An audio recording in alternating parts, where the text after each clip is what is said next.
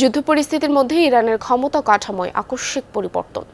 আলোচনায় জাতীয় নিরাপত্তা পরিষদের প্রধান হিসেবে আইআরজিসির সাবেক প্রধান মোহসেন রেজাইয়ের নিয়োগ।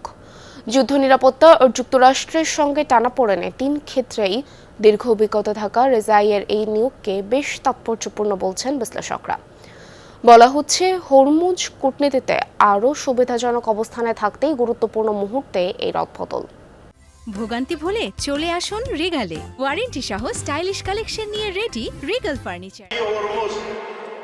মোহসেন রেজাই ইরানের রাজনীতিতে পুরনো, প্রভাবশালী এবং স্পষ্টভাষী এক মুখ। সামরিক বাহিনীর শীর্ষ পদ থেকে পা রাখেন রাজনীতিতে। যুক্তরাষ্ট্র ও ইসরায়েলের আধিপত্যবাদের বিরুদ্ধে কঠোর অবস্থানের কারণে বারবারই এসেছেন আলোচনায়।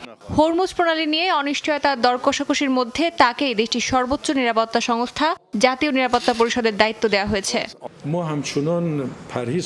৭১ বছর বয়সী মোহসেন রেজাই ১৯৮১ সাল থেকে ১৯৯৭ সাল পর্যন্ত নেতৃত্ব দিয়েছেন ইসলামিক রেভলিউশনারি গার্ড কর্পস আইআরজিসির। ইরান ইরাক যুদ্ধের বড় একটি সময় ছিল তার সামরিক ক্যারিয়ারের অন্যতম গুরুত্বপূর্ণ অধ্যায়।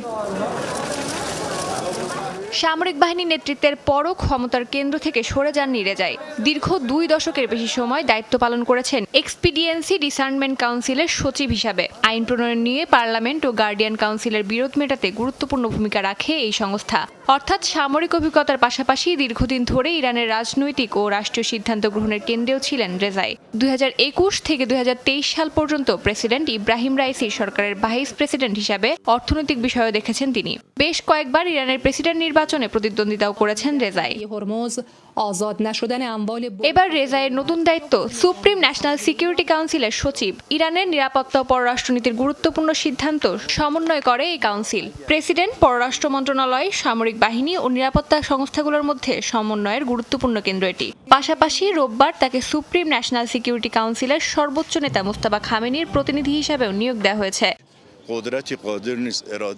রেজাইয়ের এই নিয়োগকে ইরানের নিরাপত্তা ও পররাষ্ট্রনীতিতে সামরিক অভিজ্ঞতার বাড়তি প্রভাবের ইঙ্গিত হিসাবে দেখছেন বিশ্লেষকরা।